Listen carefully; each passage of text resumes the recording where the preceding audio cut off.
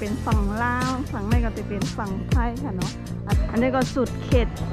แดนนี่อันนี้ก็โอ้ยตรงวัดเลยอ่ะที่เขาบอกว่าเป็นวัดแป๊บเดียวก็ชั่วโมงนึงแล้วนะเดี๋ยวไม่ทัน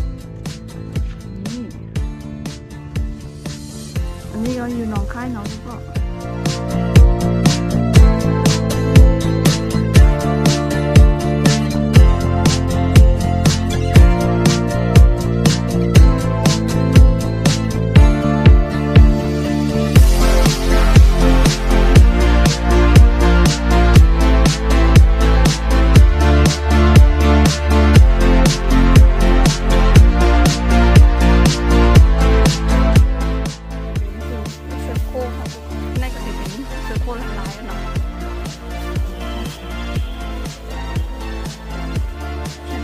แล้วก็มีหมอน